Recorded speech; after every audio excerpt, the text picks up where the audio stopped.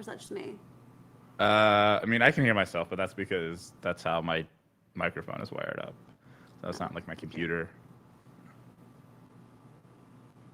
I mean, I suppose I would hear an echo, like a delay, if I could hear myself, but I can't. So no. Oh, okay, so Jared said he has to manually kick it live because something's being weird. Oh, okay. I see. Yes. So, are we on? Yeah, Yeah. we are live. There you are. Awesome. Woo! Great. Let's dive in. I'm going to play our wonderful intro tune.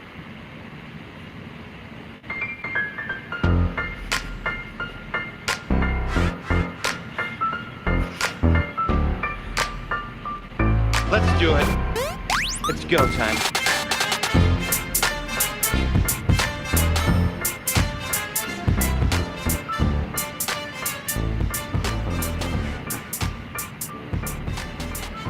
Hello and welcome to Go Time. Today we're going to be talking about whether software engineers need product managers. We're going to be discussing this with our wonderful guest, Gail Sharma, who is a senior technical product manager at the New York Times, leading the identity group. And I am very happy to inform you I am joined by our wonderful panelist, Chris. So hello, Chris. Happy Hello. that you joined for us for this conversation. Happy to be here. How are you doing, Angelica? I am good. I am very excited to have this chat, given the fact that well, as most of you know who listen to the podcast, I'm a product manager, but I love engineers. I like to think of myself as the secret gopher. So I think this is going to be a good conversation for us to have. So first of all, I'm going to kick it over to you, Gail, to explain to our lovely listeners who may not be aware, what is a product manager? Yeah, thanks, Angelica. So a product manager, in the definition I'd like to give, is somebody who identifies the customer need and blends that with the larger business objectives to deliver a product that will be successful in the market. They'll help the company earn revenue, and also they'll fulfill a need for our customers. So the product manager helps articulate a vision and rally a team towards that vision and make it a reality. So I think it's a very exciting role to have. You are muted.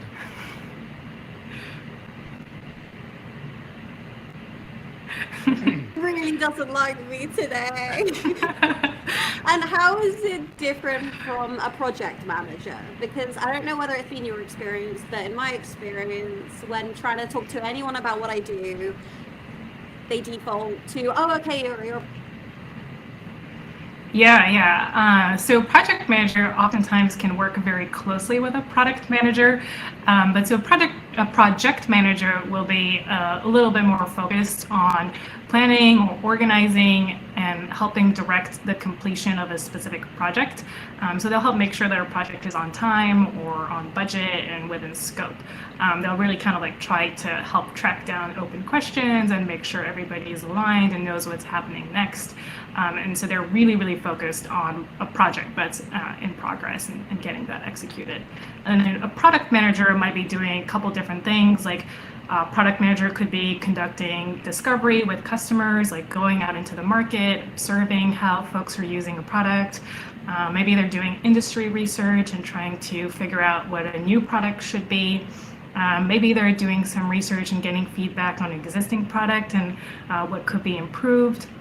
Maybe they're doing some sort of strategy work and trying to think about how the company should be evolving and what does that mean for their product. Maybe they're helping the engineering team think about tech debt and how we should be tackling that. It could be a wide variety of things, and it's not always about executing a project that it's in flight. So tell me, how did you end up as a product manager? Yeah. Well, probably like many other product managers, it was by accident. I had no idea that there was such a thing as a career for product managers. I'd never this. So earlier on in my life, when I was in college, I was really interested in public health. And that led me, following college, to work at a community development bank. So I was doing a fellowship where I was learning more about the community, what did it mean to do impact investing, and how we could make loans to small businesses in Chicago. That's where I was located. And I had the chance to have a manager at the time during my fellowship who was giving me some feedback. And one day she said to me, "Gail, I think you would be a great product manager and that you would really enjoy it." I had no idea what that was. So she taught me a little bit about what it was, and she explained how some of the work that I had been doing was very similar to a product manager, because I had been helping create new products for the community development bank and working really closely with customers and solving customer problems. So she really kind of opened my eyes to this potential career. And then later on, as I was trying to think about what to do as a next step after the fellowship, I found some product associate positions, and I decided to give it a go and apply. And turns out I had a lot of good experience, and that was it. I just kept going further and further into this career path. So yeah, just like somebody had heard about it and saw that I had like a lot of the skills or like interests that mapped on well to doing a good job in this role, and so they kind of like pushed me towards it. Yeah, for sure. And I think it's interesting how so many of the product managers that I've met have talked of this kind of falling into it. Like they had no idea what it was, then someone spoke to them about it, and then they were, oh, actually, I'd be quite good at this. I love to hear from you, Chris, in terms of coming into the industry. I know we've talked about it before a little bit on the podcast, but you came in quite senior. So I'd really love to hear a little bit about your experience getting to know, how to work with product managers efficiently, what you're doing, and also maybe a little bit about the difference between the various product managers you've worked with, given that many of us have like completely different backgrounds, whereas I'm generalizing here. It seems that many software engineers know they want to do this very early. It's a very kind of direct path to a job, as opposed to this kind of falling into it that certainly has been my experience and Gail's experience. On your last point, I kind of fell into software engineering, right? Like I don't have a CS degree or anything like that. But yeah, as coming into the industry as a pretty senior level person, I didn't actually work with a product manager until probably like 2 or 3 years into my career. There just like wasn't anybody that was kind of fulfilling that role in the places I was. My first experience with product managers were kind of like on the outskirts, because I was like really working on internal stuff, so there wasn't a lot of like customer facing things I was doing, so there weren't a lot of like interactions I had with product managers, but I liked to hang out with them. They were cool people. I think the first time I actually like worked closely with a product manager, though, wasn't too great of an experience. I think it was mostly it seemed like they were a little too much on the project management side. It seemed like a lot of what they were doing was just very focused on like the day-to-day of what the engineers were doing and being like, oh, this is what I want you to do, and not really like getting us the information that we really needed about like what it is we were supposed to be building. And I think that's been a lot of my experience with product managers in general. It's just been not enough of like the really good ones that kind of go out and they're like, okay, here's all the information that you need. Here's the requirements. I've like thought through the things that we're going to try and build. Here's the scope. Here's what you need to go do. I've often found that I have to do a lot of that work and a lot of the heavy lifting myself. And then my team members who don't do that heavy lifting wind up just not building the right thing at the end of the day. And there's like features missing or something got completely misscoped. So like my overall experience has been a quite hit or miss as far as product managers are concerned. Yeah, that's because I think when I first took some agile classes on like how to be part of a team and play the product role on the team, like the product owner role. Some of like the nitty gritty details were around like how do you write a ticket, how do you manage the backlog of the team, and you're doing the backlog management. But I think definitely as you start to level up as a product person, you understand that really what you are bringing to the table for the benefit of the team is doing all of that really deep research of getting to know the space really well and developing those relationships with the customers. And even if it's an internal product, perhaps your customers are other teams internally, and like asking the right questions to surface feedback from the teams. And once you have received that feedback, kind of packaging it in a way that's really nice to bring back to your team and be like, hey, here's what I'm hearing, here's what's working really well, or here's where we could improve, here's where I see us going long term. And then like getting feedback also from the team. And like, I think it really should be a collaborative exercise. Once we're learning something to decide, okay, where do we take this learning? What's the next step? How do we keep improving?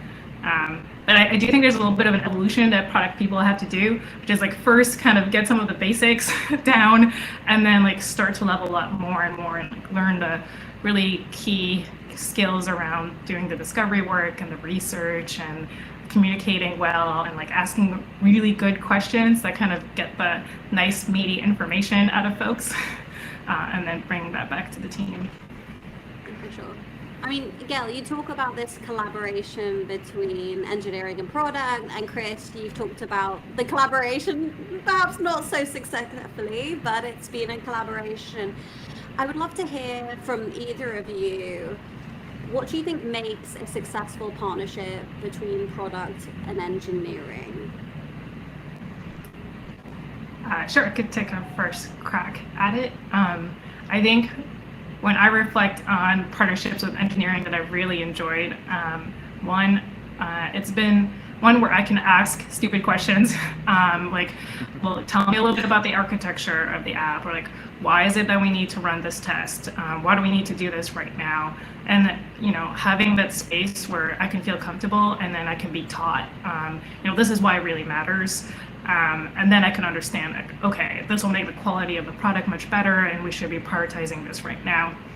So being able to have that conversation with my engineering partners is really helpful. And, if somebody can explain something really well to me, that's valuable. I appreciate diagrams. Diagrams are great.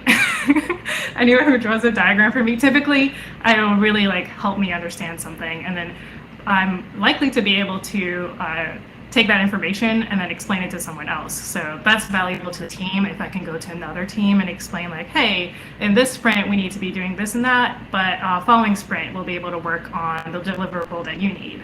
So being able to learn from my engineering partners works really well for me. I really enjoy being truly feeling like I'm a part of the team. So I want to participate in retro and I want to hear the hard feedback on how I can improve as a product manager and make things even better for the team. Maybe I didn't deliver a product requirement that was clear enough and it was blocking the team. So I want to hear that and I'm really open to it. So I enjoy when I have that relationship with my engineering partners. And then, I think sometimes I really appreciate having a partnership where we can be creative together. So, maybe I'm trying to solve something and I'm not exactly sure what we could do, but maybe we can bounce some crazy ideas around together and we might find something that may not be the best solution, but can get us to solve something quickly. And then we'll also talk about okay, yeah, that's fine for now, but here's the other solution we would prefer to do. And I like having these conversations and, not being the only person that's throwing out crazy ideas and hearing the pros and cons. So yeah, I like a really collaborative relationship with my engineering partners. I think what comes to mind there for me, especially when you talked about getting in a room, brainstorming with your engineers, do you need to have software engineering expertise to be a good product manager? I know we're going to talk a little bit about the difference between technical product manager and a product manager, but in general, maybe I'll turn this to Chris. do you expect your product manager to have kind of technical skills? If so, to what level? I'd love to hear a little bit about kind of your experience there and your expectations from a product partner. Yeah. So I think in general, I found that there's not really a clear line between like where things happen. I think it's like this kind of like dance you have to do between like the product team and the engineering team to figure out like where everybody is. So I do think there are some teams of engineers that are just like only care about like the low level technical stuff, like don't really have that that skill set and being able to like suss out like what types of things do we need to add to the product and figuring out all of the different edge cases and things like that. So I think if there's like a team that's like that, then I think the product manager really does have to be like a technical person, because they have to kind of descend down to that level so they can communicate with them. And if you have someone that's not technical, but with a team that's super technical, I think there's a lot of struggles that happen, and especially around communication, especially around like prioritizing things and backlogs and stuff like that.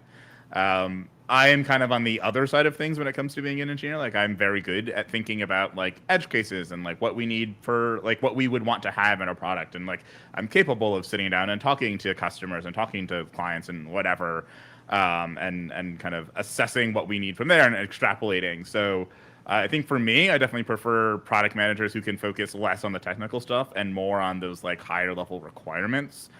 People that can like answer questions that I'm not capable of answering myself. And I kind of feel like that's how we should be building engineering organizations. I think it's not really that great to try and have someone that's not very close to the code and working with the code all of the time, trying to make decisions about what we should do with the code or how we should prioritize things with the code. So I think it's like our engineers should kind of level up a bit more to the product people, instead of the product people having to come down. So I also think if the product people have to come down, then it's like, well, who's going to do the other stuff the product people need to be doing? We can't just be like, oh, well, you just have all of this extra work to do now because, our engineers don't want to figure out how to like assess product, requirements and translate them into actual things that we can go out and build. But I think that also has implications on like who owns what. I think one of my, interesting opinions is I don't think product managers should own backlogs. I think in general, that's like the place of the team more than anything else. The team should own their backlog and should kind of prioritize it, and they should have input from the product manager. But I think giving that away to someone else takes away some of the autonomy of a team. This is especially true if like the product organization feels further away from the engineering organization as a whole. That is a very interesting opinion. Actually, like building off of that, I think I had a situation where I had to step away from the team for a little bit, so I was less involved, and the team very much is operating without a product manager. And I think one of the things that worked really well for the team is having context. Like the team knew what was the goals for the team, what was the vision, what we were trying to accomplish. And from then on, really, the engineers could be self-directed in determining, all right, we need to have these stories this sprint, and it would really be ideal if we finish these milestones within this time frame. And I didn't really have to be, like a hawk over the backlog and like moving things around or up and down to different sprints. On the other hand, I think the backlog is a good tool for a product manager when you're having conversations with other teams. Like that's where it's really helpful, because you can kind of keep an eye on if there was a request from another team. You have an understanding of, all right, it's not going to go into this sprint because we'd have to drop something else, but it's likely to go into the next sprint, so I can reasonably say it'll be done around this time frame. And that helps build really strong partnerships with other teams, and then you can help kind of like move projects along if you ever have a need from another team. So like building that relationship and enabling teams to work really well together, that's really key to delivering features in a successful way, especially if it's like a really complex project that has dependencies on many teams. Aligning all the dependencies can get tricky. So I think for the product manager, that's where the backlog and kind of keeping an eye on where things go becomes a really useful tool. And I think too, part of the problem is like the tooling we have is pretty awful for most of this. Like I think any of the task / issue managers, Jira, what have you, they don't really have enough of the utilities you need, especially for complex projects. That's something I've always found failing in the past. But there is something that we're trying to do across multiple teams, trying to visualize and track that, especially at a not fine-grained, someone will go do this individual unit of work, but in this here's a thing that we need to do and we want to track it. It's there's a lot of work that you have to do to actually put all of that together or to assemble that, even within a system as powerful as Jira. And I think that also not having a separate view of the tasks that need to get done, I think gravitates people toward just piling everything into the backlog and being this is a source of truth. And then you have different things that are supposed to be owned in there, and it's not clear who owns what, and there's not a good way for, say, a less technical person to be able to prioritize things in there. That's always been my problem with some product managers, is when they kind of go into the backlog and they start rearranging the things that they want, and they just shove down all of the dependencies, and it's that's not, we can't do that. And it's arguably our tooling should prevent that from being a problem. It should prevent you from putting things out of order. But that's really hard to do with the tooling that exists now. Yeah, something you said earlier really spoke to me, which is that I do think team members should be playing to their strengths. So, I know Angelica mentioned both Angelica and I are technical product managers, so hopefully we know a little bit about the technical side of things, but really I do think the engineers should be owning the technical side and the engineering decisions. If we're rolling out something and there's some work that needs to be done and it's very engineering heavy, then I fully put the responsibility on the team to let me know, we're gonna have to do this, and then we're gonna have to do that, and then we're gonna do this, and then we'll be ready to launch. And we'll want to plan the launch in this way and do a gradual rollout, whatever the case might be. And because I think the team ultimately has the ownership for building a really high quality product or feature or what have you. So I think it's more on the product manager should be doing the product work of helping make sure that we're launching well, that we've given appropriate communications to other teams, or that we've scoped what we're going to do ahead of time to give the context. But there's definitely certain responsibilities that should be owned by different individuals, and what's really important is just to have good trust with each other. If I know that you are working on the engineering piece of it, then that's your responsibility, and my responsibility is to support from the product perspective. And so I guess to go back to the backlog management, definitely there's more engineering heavy tickets. My approach as a product person is always just to ask the team hey, how high priority is this? Should I keep it towards the top? When do you want to be working on it? What is it going to enable us to do? And just enough questions to be able to pull it into the sprint or not, depending on what the team says. So this made me think of something, which I'd love to hear your opinion on, Chris, first, and then obviously Gail would love to hear your view. So how would you feel, Chris, about a product manager who was very technical, maybe was previously a software engineer and did understand everything about the system, was able to review PRs, was able to really get down in the weeds, and therefore could go through all the tickets of the backlog, could even create all the technical tickets, and then perhaps would come to you or the team and be like, okay, this is the tech approach we're taking, here are the tickets, please execute. That for me, I'm obviously being very I would do this, but to get that conversation going, that for me, even saying it now, I know a lot of people who wouldn't be happy with that. Yeah, I think that at that point, you're not really that's not really product management anymore, right? That's not, you're not, that's team management to some degree, right? You're the one that's setting up all of the work for everybody to do, and you're I would assume also tracking to make sure that people are doing things. So that's team plus project management, which is not what product management is about. And I think that's where, you have to fill, there's roles you have to fill on every team, right? Like every team obviously needs engineers, but you also need someone to like be the leader of the team so that you can get consensus around everything that you're doing. You need someone to keep track of whatever's going on to make sure that, things aren't, getting lost. You have to have someone that is out there like setting the future, saying, hey, this is where we want to go. Like these are the things we want to build. So you can have, one person that fulfills those things. You can have a couple people that kind of shift between those things.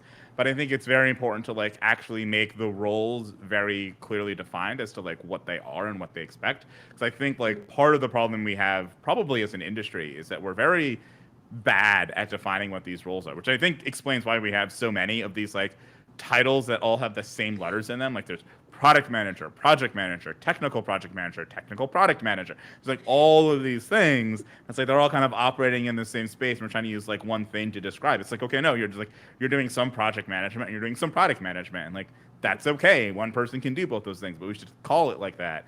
Because I think when you don't do that, then it makes it hard for people to, I think, switch between teams or move around teams or move around companies. But it also just makes it very unclear when you start to scale how you actually scale the team, right? Because then if your team gets, that might work for one product manager when you have, a team of 5 people. But if you have a team of 10 or 15 people, that's a whole lot more work to do for one person. Now you're like, okay, we need to bring a second person in. Finding someone that can do that mix of product and project management work is going to be really difficult to do. And if you've already defined up front, you're like, okay, well, these are my project management responsibilities, these are my product management responsibilities, and you're like, okay, now it seems like there's more project management that has to get done, so we'll hire another project manager, and I can still do product and some of the project stuff, right? So you can start kind of dividing things out a little bit better. But yeah, I think for me personally, I would not want to be on a team where a product manager is that heavily involved in the backlog and that heavily involved in the process. I typically don't like teams where the engineers don't have a high degree of autonomy and a high degree of trust in them. So I think ultimately the way I kind of see things is like engineers should be trusted to prioritize work properly. They should be trusted to maintain the backlog, because at the end of the day, it's like you have a bunch of tickets and let's say that you wrote them all up. Well, the engineers have to understand them. So it's like now you have to spend all this time translating it for them. It's easier if they just write them themselves, make sure they have the information so another team member could actually pick up that ticket and do it. And they have to own the responsibility of making sure that that information is sufficient for what other people need. So if higher ups need to be able to track what's going on, the tickets need to have enough information to make that happen. I think that's much more scalable than trying to put that all onto one person. And I've definitely seen it more scalable in teams like that. I think a lot of the teams I've been on, there's just been like one person that's trying to like write up all of the tickets, or like the team manager like takes the epic and then breaks it out into a bunch of stories, and then the end, like all in this like under this I think thought process that like, oh well, we just want the engineers to be like writing code, and I think that doesn't help us in the long run. It's like, no, the engineers need to, like, engineering is about more than just writing code. I think in the last podcast I said like writing code is the least important part of software engineering. There's so many other things that we have to do. And if you don't give the engineers the autonomy to do that, if you don't give them the authority to do that, then they're going to just not do it. And that's going to make it much more difficult to build software in the end. So I think in general, it's a long way of saying I think product managers need to be much higher up than that. I don't think that they should really be doing that project management work. And I don't think you should necessarily bring on a project manager until it's like, okay, no, we really have a team big enough that we need someone to like manage everything, because it's difficult for engineers to keep on top of all of it. Right. So you would not be happy if I jumped on a PR and reviewed it? I mean, like, you could, but I don't know if that's like the best use of that's like half PM, half software engineer, which once again, if that's like a thing we have, then like, sure. But from like this person is a product man, that is their title, that is all they do, I'd be like, no, that person's like a product manager plus some level of engineer, because that's what they're doing, and we should call them that. And then yeah, sure, like 50% product, 50% engineer, cool. I don't have a problem with that. Yeah, I think like if the product manager were that hands-on, it would be, you would probably not be spending your time on other things that to me are the more fun things that are part of the role. But on the other hand, like maybe, I don't know, maybe your product is a product that is for other engineers at the company, and you're trying to understand like what is the experience, and so maybe that's why you're doing a PR to experience it yourself. Maybe in that case it's it's appropriate. But yeah, I think I would strike a balance. Like I think the engineers should be able to write their own tickets and determine what's important to work on next, and product person should also be writing some tickets. Everybody on the team who identifies a need for something that the team should be working on should be able to write a ticket. And yeah, I think we should all that things can change with something happens, maybe there's an incident or some new customer need, or our business has shifted in a dramatic way, maybe due to the pandemic or something else. We might need to be rejiggering our backlog. And so yeah, I think that's a collaborative exercise, and I don't think it has to all be done by the product manager. I think the product manager can help shape maybe some of the practices by, for example, one of the things I like to help make sure we're doing just for good team health is to be really clear on the acceptance criteria, so we can all agree, like, okay, this work is done.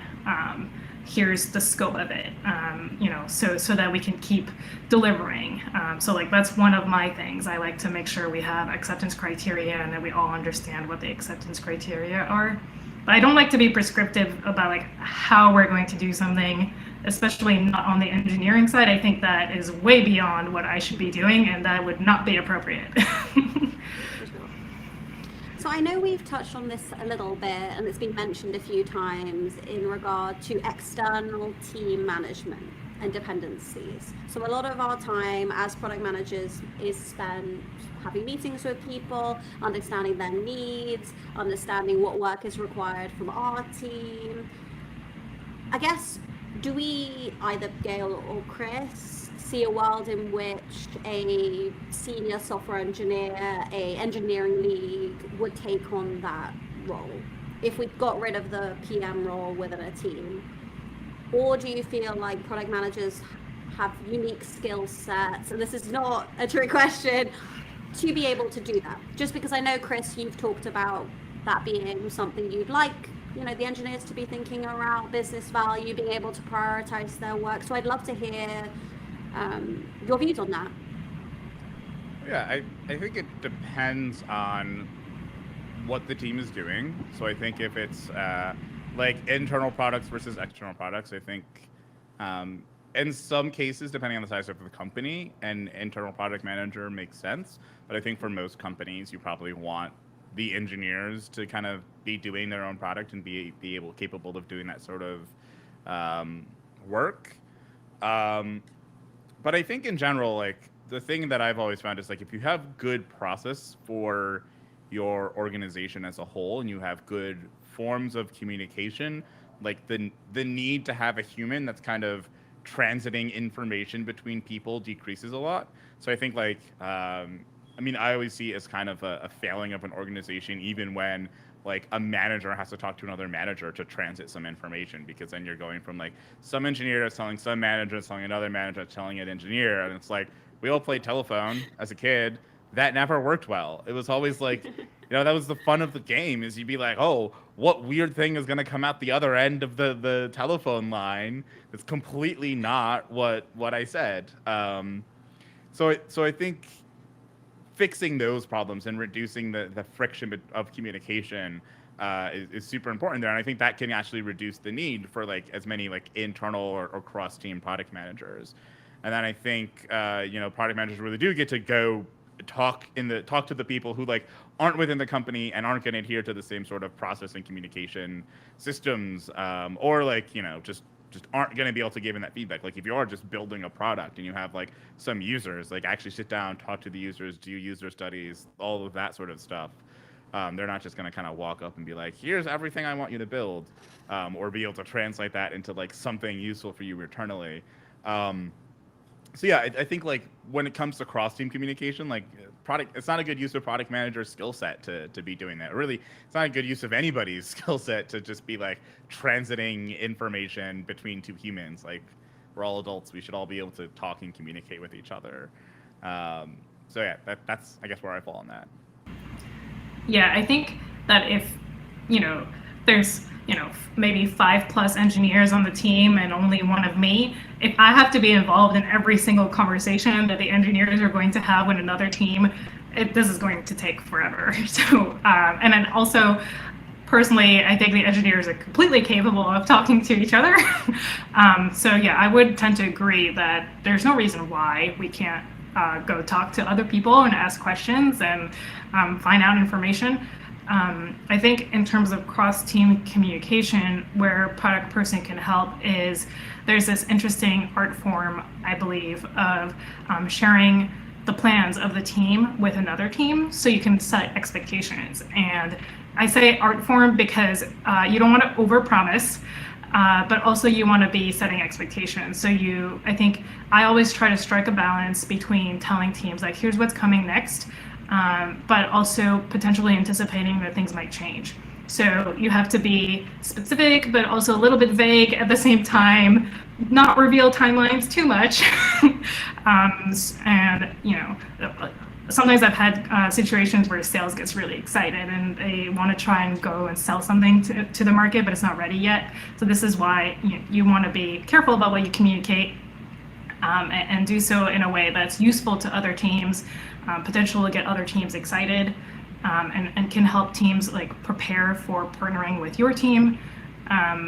That's helpful conversations to have, and the product person can be strategic in like, how do we want to set up that conversation, what is important to share versus what we could keep to ourselves for now as we're continuing to do some work. That is a little bit of stakeholder management, and a product can help do. Right. I sort of like, I understand why we need to do that on a level, but I'm also just kind of like, I feel like that exposes some problems that we have, especially around like the telling people when we'll be able to deliver something. That's always been something that's really irked me about the way that we do software engineering, because like everybody's always optimistic. They're like, how long is it going to take? And it's just like, I can do that in 2 days. And it's like, you can't do that. You can't do that in 2 weeks. Like let's be reasonable. Which is where I think also I get back to the whole, like, we need a better process. Like we need better ways of describing how long something's going to take. Like giving someone that'll be done in 2 months. Like that's not reality. It's like, it might be 2 months, it might be 2.5 months. You have some amount of confidence that you have in how done it'll be by what time. There's all of these risks, like the thing might never happen. It might get canceled. We might have to delay it for other reasons. And I feel like we as an industry lack a lot of the language we need to actually express that well. We try to kind of cram everything down into story points or t-shirt sizes or what have you. And I think that's where I'm kind of like, it's unfortunate that we have to use someone's skill set that could be used for like communicating with people outside the organization to communicate inside the organization. Like that seems like a failing of our organizations, if that's something that's happening and something we should like address and be like, no, like we're all on the same team here. Like sales, here's what you can read to figure out if we're actually going to be able to meet something. And if you go oversell it, like that's your problem, not ours. Like don't do that, please. That's like hurting other people within the organization. I mean, I feel that, but I think what you said about we're all on the same team, I also feel strongly. I would love it if that was the case, but often it's not.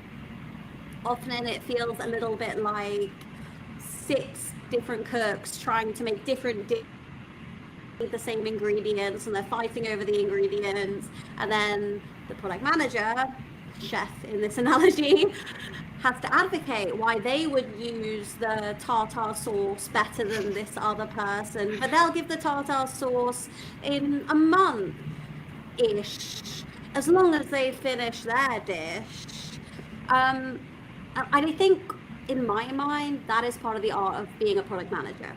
It's being able to have a room filled with different kind of people trying to do different things, agree on an approach, and have them leave, whether it's a meeting, it's an email thread, Slack thread, feeling happy and feeling great. I achieved something. I have got what I wanted. I'm going to be able to do what I needed to do to fulfill my goals for the business, etc.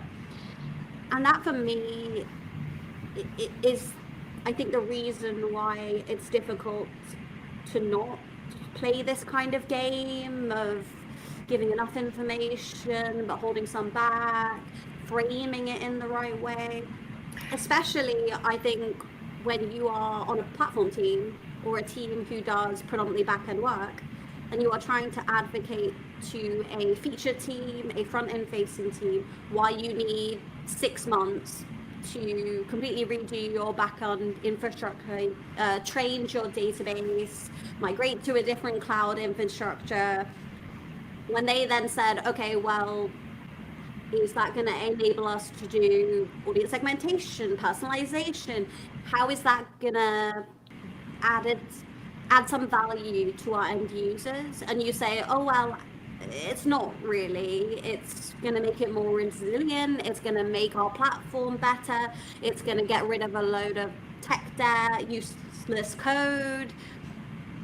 I think part of the art of a product manager is being able to put it in a way that has them go away going, oh yeah, we really need to spend this 6 months doing this work. Oh yeah, this is going to be great. So I think there is a bit of an art there. Yeah. Oh, sorry. I was going to say that I do like to default to taking the approach, we're on the same team. But different teams do have different goals, and that introduces interesting tension where some teams might be really driving growth for the company and they might be testing and iterating really fast, and perhaps another team is developing like foundational platform tools, and those really need to be resilient. And so you might be a little bit more thoughtful and like careful as you roll out a change because it could impact the entire company.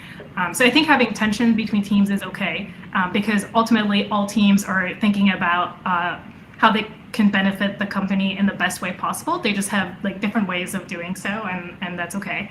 And then with regards to communication, I kind of try to take the approach of thinking about, if I'm the other team, what is it that I need to know? And that's what I prioritize telling teams. Like, you might be interested in knowing that we're going to deprecate this thing, and you're going to have to be able to be ready to migrate to a new thing.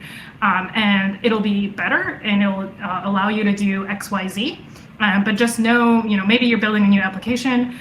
You might want to align your timeline with our timeline because you could benefit and use a new thing in your new application. So that's what I do. I try to give the information that's going to be the most useful. And maybe we weren't ready to tell folks yet, but I know, this team, it would really help their roadmap. They wouldn't have to do rework, and they wouldn't lose effort if I tell them right now. So that's kind of like my communication practice, like share what is going to be most useful. And I don't want teams to go off and like spin their wheels and like think about things too much. Like maybe sometimes I don't have enough to tell folks yet because we're still doing discovery, trying to figure out what's the best technical solution for something. So yeah, I might have to just like forecast at a really high level, like this thing is going away. I don't know yet what's the new thing, but we're going to make it better. And just know that you may need to plan accordingly. And that can be useful to teams.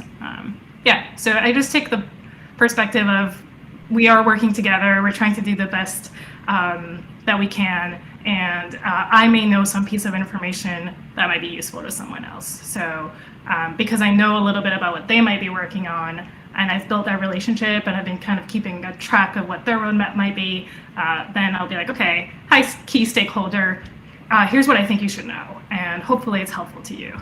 And then maybe they'll reciprocate and tell us like, hey, we've been exploring this really important new feature we want to launch to our customers, and we think we might need you to create, update something in, I don't know, maybe a new API endpoint might need to be surfaced. It's helpful for me if I know about it as early as possible. And maybe they're still doing some customer research right now, but they're getting positive feedback. And so I can start to know like, okay, this might come up in the future. Maybe I should start having some preliminary conversations on my end. So I feel like there's always like benefits. If I share a little bit, folks might share with me, and then I can anticipate better. So yeah, it's all, towards this like grander vision of working better. Although I do wonder on that, I guess on that level, it's like I understand the need for this now, but I also feel like this is just not a productive way for us to be working. Like it's I guess for an industry that like prides itself so much on like innovation and doing all this amazing stuff, it's like, well, we should be able to sit down and like, if we're all in the same company, we're all trying to achieve the same goal, like our leaders really should be sitting down and figuring out and talking with each other and being like, okay, well, yeah, there are teams that need to move fast and iterate quickly, and there's other teams that need to like move slowly, and we need to prioritize both those teams and figure out ways that they can all work together without having to like play hide-z with information. Because it's always, and I guess in my career, I've always kind of looked at, you know, that need to hide or that need to, oh, well, we won't tell them what we're really doing, or we'll deliver that thing later, or just like being overly optimistic and saying, oh, well, we won't need that feature, or we won't need that thing.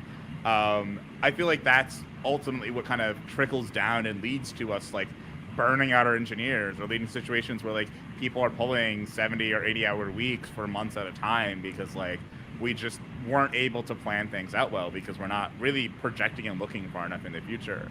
Like I think whenever I hear that like, you know, some platform team is having trouble justifying why they need to do what they do, I'm like, that's a failing of the entire company. Like if the organization doesn't understand like why your foundation needs to be taken care of, it's kind of like, oh, I don't see why we need to have like heating and cooling in our office and running water. Like we don't need to have running water on the weekends, so we should just like turn it off on the weekends. We should just like turn off the HVAC system on the weekends. It'll be fine to turn it in Monday morning and then everybody's sitting in an 80-degree office or like an 85-degree office that has like 80% humidity and everybody's miserable. It's like, no, you have to like plan things out into the future. It's like there's not nothing, everything can't be instantaneous. Like there's lead times for things. So and that's especially true for anything that's like big and platformy, where it's just like, yeah, I know these things take multiple years to build and multiple years to build well.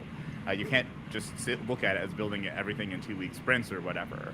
So I think like the organization doesn't understand that. That's like an organizational level that needs to be solved, which like some organizations just don't care. And in that case, I think like product managers can fill that useful void with their skill set, but also just like that seems to me to be like a miserable environment to be working in. It feels like, I mean, I guess it depends on how you value your job at the end of the day. Or like if you're just like, I just want to go in and do some work and I don't care as much about the whole thing. So it's like, I want to do a job. I derive happiness from other things in my life. I think people like that would probably thrive in these environments. But I think if you're like, no, I really deeply care about this and everything around me, I would just imagine that's got to be a frustrating space to live within or exist within, of just like fighting this uphill battle and having people just like not really understand or not really feel like everybody's on the same team. This is completely just off the top of my head a thought, but do you feel like some of these struggles are rooted in these companies that are not kind of technology first companies who then try to make the move to being, you know, technology first, digital first companies, and therefore kind of try to hire hundreds of engineers, build out their technical org, without really taking the time to ensure the engineering work cycle, the way that we work in technology, is optimized, is ideal. This is completely off the top of my head, but I personally feel like I've talked to a lot of people who have said, as product managers or as engineers, they've struggled when the org has grown substantively. They've suddenly said technology is first, engineers are our most important employees, but haven't optimized for how do we work with all these engineers? How do they work together most effectively?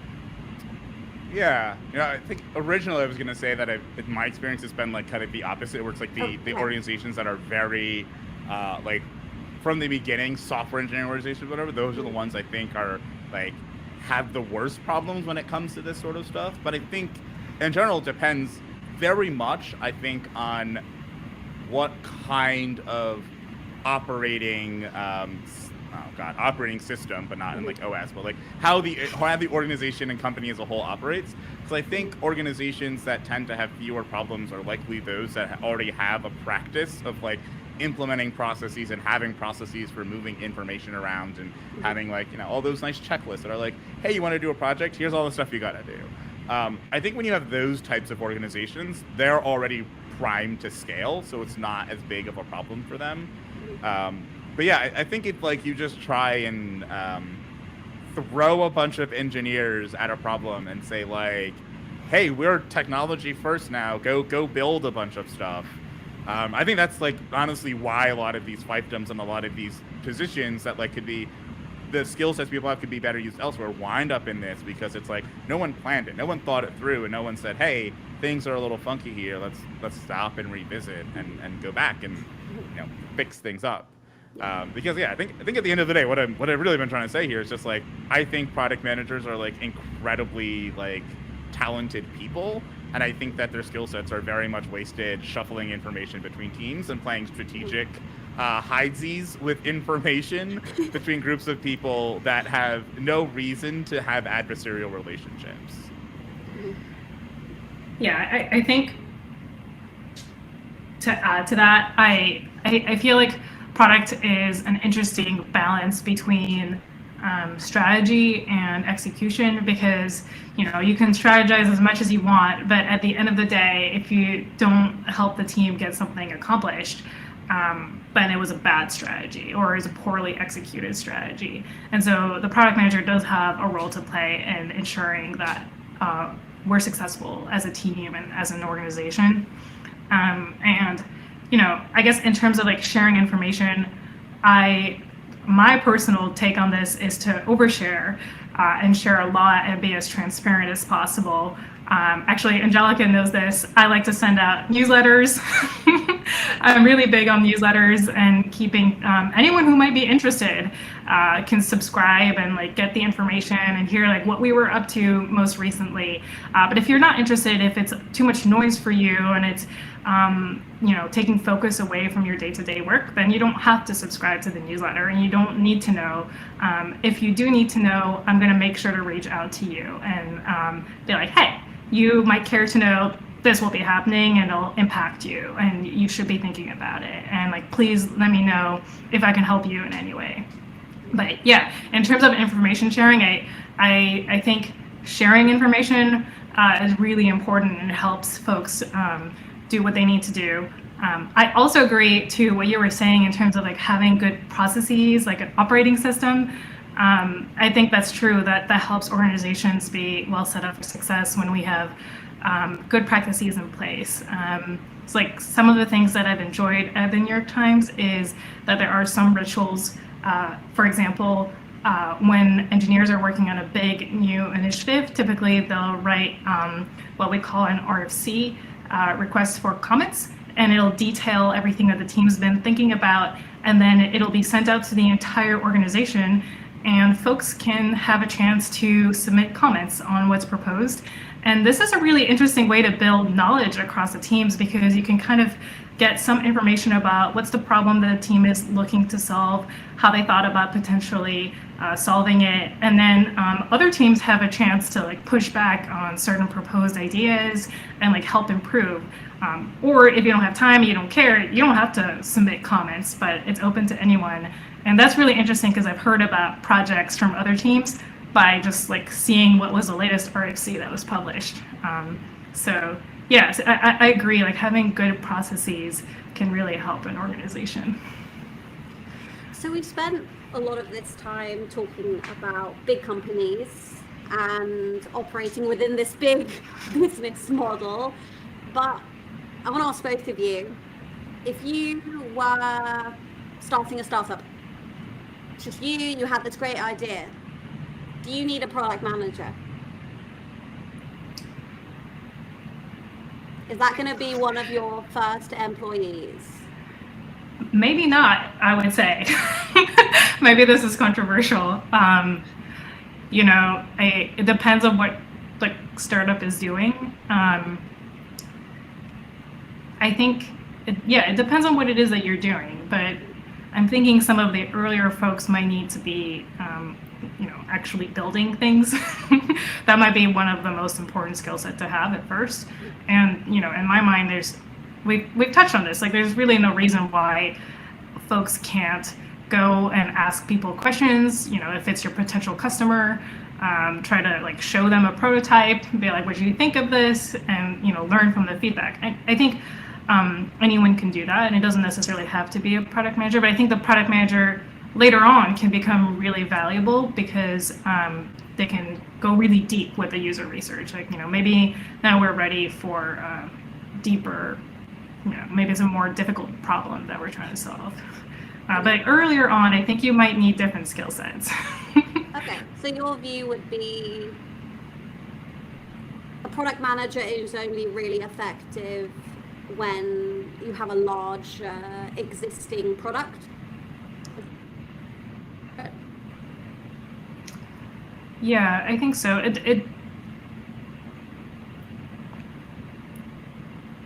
I have not been a part of a startup, so that's a disclaimer. But Fair enough. But yeah, I'm thinking a startup is like looking to move fast, and as a smaller team, probably I think the team can be closer to the customer. You may have less of a need for having really detailed product requirements and conducting industry research and looking at more of the financials. It depends. Like, maybe it is helpful to have a product manager that can do some of that work. Maybe a step 2. See, I disagree. I think you don't necessarily need to have a product manager, but you definitely need someone who can do that product thinking. Because my view is, you're going to launch a startup. It's going to be successful, you need to know that there's actually a need. You need to know those user needs.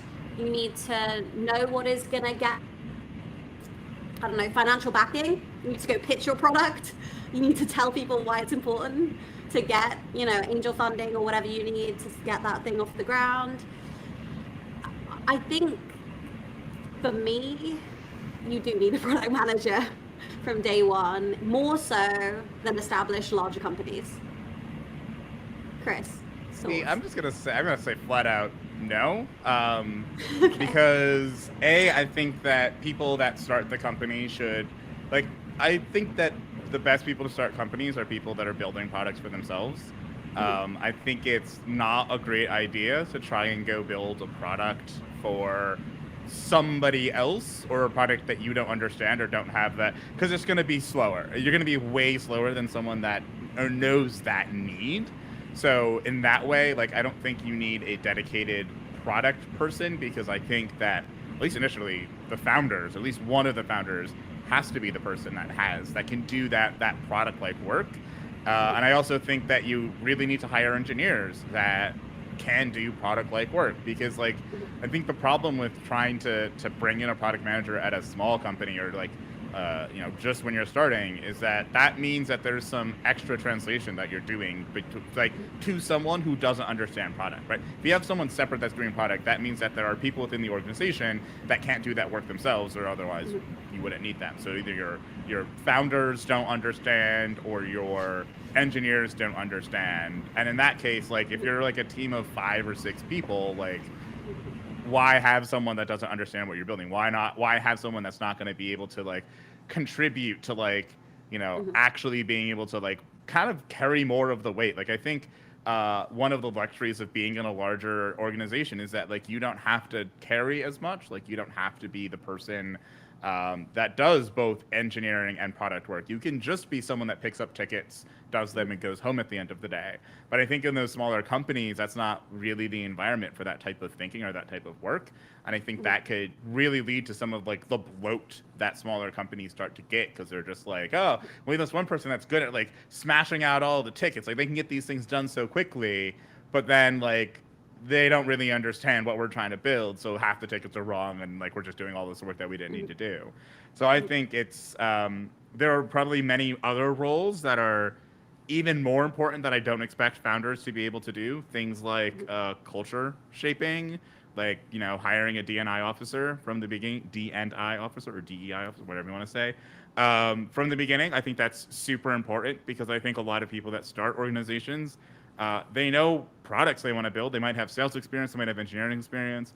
Unless you're building a product that's targeting diversity and inclusion, you probably don't have that sort of experience. Or unless you're targeting a product that's meant to build cultures, you probably don't have that sort of experience. So I would say, like, don't get a product person as one of your first people, because like you should have some of that skills yourself if you're going to go on this endeavor. Hire someone that's going to like add something substantial. Like, you know, at some point you have to, if you want to start a company at all, right, you got to get a lawyer, you got to get an accountant. Like, I think there's these fundamental roles that you really need to fill. And I think product can come later on down the road.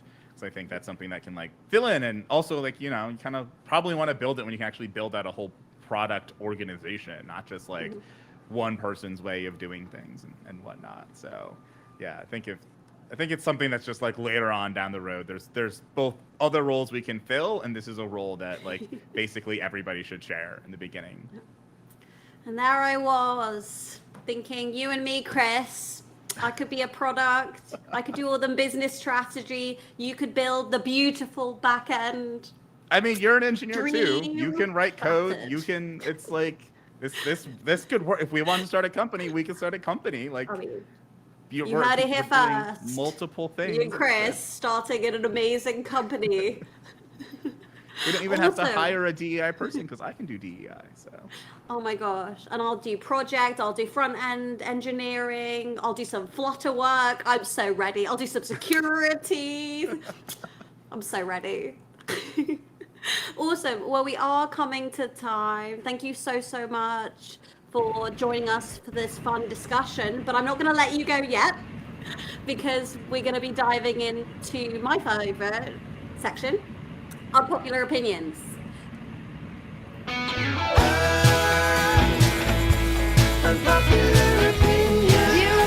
I actually think you should probably leave.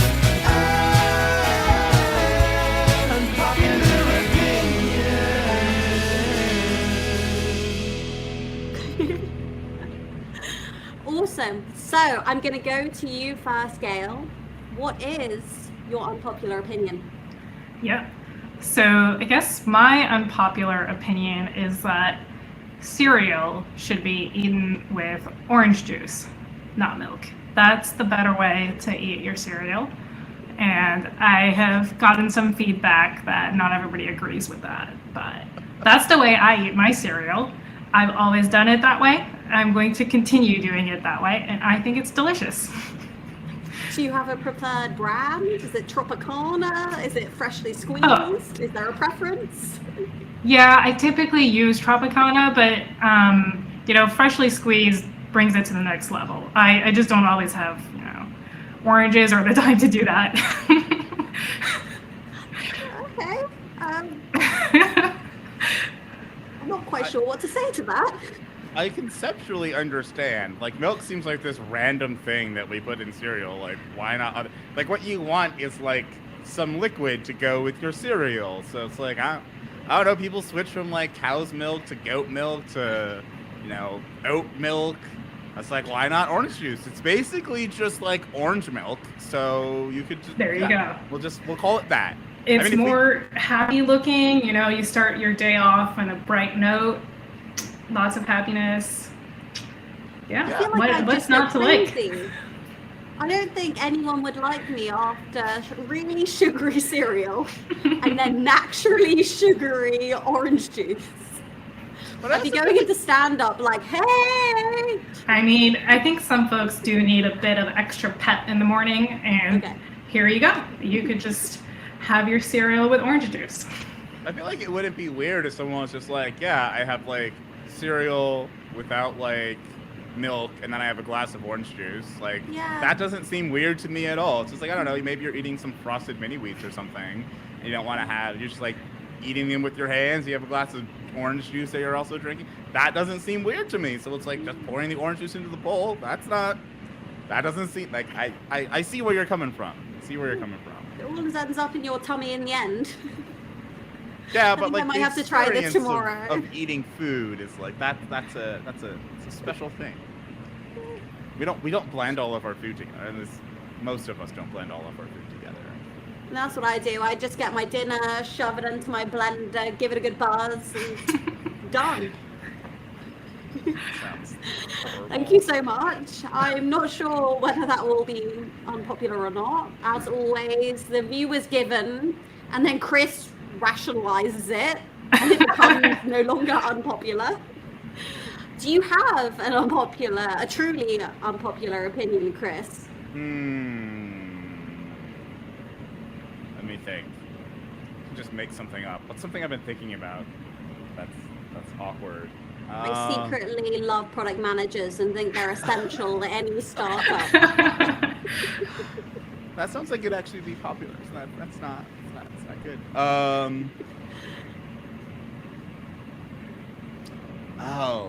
I guess this one's like super nuanced, so it's not even gonna be like a one that lands heavily. But like, I think that we should stop trying to use academic or like academic terms in the general populace to explain things. Okay. And I think that the main thing I'm thinking about right now is the word privilege. I think that we should find words that are less prone to people immediately misunderstanding them because they're not coming from a kind of academic or like semantic understanding of the word. I think we should find words that people can grapple with more because what we're trying to get across is a concept, not like the word. And also I don't like when people are just like, check your privilege. I know what you're trying to say, but like so yeah, I think that's it. Like, don't just spew academic terms into the general populace as if they work when it's stripped of all of its nuance. Yeah, bringing in those layman terms, which actually applies to our topic of the podcast. In that, I don't know about you, Gail, but when I got into product management, the amount of business terms, random phrases, academic language that I had no idea what it was until I asked, and then I was like, oh. Why don't you just say it's XYZ, which is so much easier to understand? Yes. Yeah, I think I can get behind that. On the other hand, sometimes I think there's words that are very specific and are useful because they really get at the thing we're trying to talk about. But yes, I think layman terms can help more folks be a part of the conversation and also talk about the same thing. And that's more valuable, like being able to exchange ideas in a productive way because we're talking about the same thing. Yeah. I will say though, I think there's a lot of acronyms and things and engineering, really specific words in engineering that I've had to learn so that I can see more with it as a product manager. So, it goes both ways, not just business talk, also lots of engineering nuance. Those acronyms kill me. Like, I'm a PM. Is that a product manager, a project manager, a program manager? Are you a TPM, a PPM, like an APM? Like, hot take, acronyms are terrible. We should stop using them. Also, hot take, I know they're initialisms, not acronyms. We're just going to call them acronyms anyway.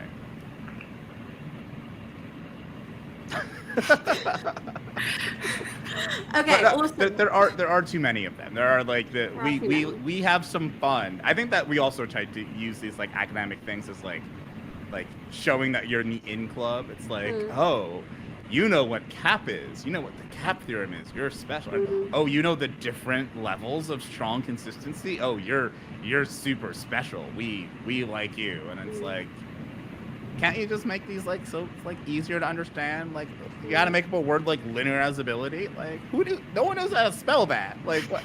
Linearizability? What? No, absolutely not. So do we feel like using letters is? Oh, sorry. What did you say, Chris? What was the right way? I can't say acronym. Oh, linearizability or CAP? Like which what? No, what, previously. If I'm talking about acronyms, you said that we should call it something else. Initialisms. That thing. Are they okay in technology to refer to specific technologies like GCP, EKS, AWS? Like, should we get rid of those? I mean, if we're never someone going said to to get me in my rid first of week them. as a product manager, like, what is GCP? I'd be like, I don't know. Go product software. I mean, I would prefer if people just had boring names for things. Like, like Google's Cloud, right? They have boring names for all of their stuff, whereas Amazon is just like there was that, what's that thing that was the meme on Twitter at AWS. I don't remember what it was, but there was this thing that was like, that sounds like a perfectly legitimate like Amazon product, but it was just like this massive shit post on Twitter of just like, I could just make up something, and that it was a thing that people were talking about. So it's like, if you are going to use fancy language, at least make it like plain and simple and boring. Amazon gets getting a little too overboard with their product names. Like, started off simple. They were just like, I prefer EC2 and S3 to like Aurora. Like, what does that have to do with databases? What? I'm on the bandwagon for boring names. Clear, simple, boring names, so we all know what's happening. So Chris, our startup, it's called Bob. Just Bob. Just Bob. So much for joining us. It was a pleasure having this chat. I wish we could talk more. I've had 1,000,002 brain waves of different things I want to chat about with you both, which I probably will. Look out for a coffee invite. Unfortunately, we're gonna have to go.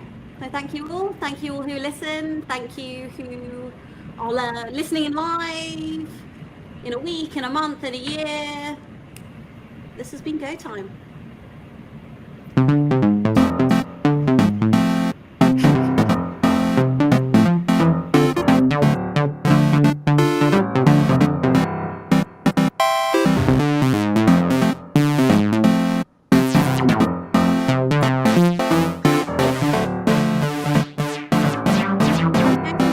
Doesn't it?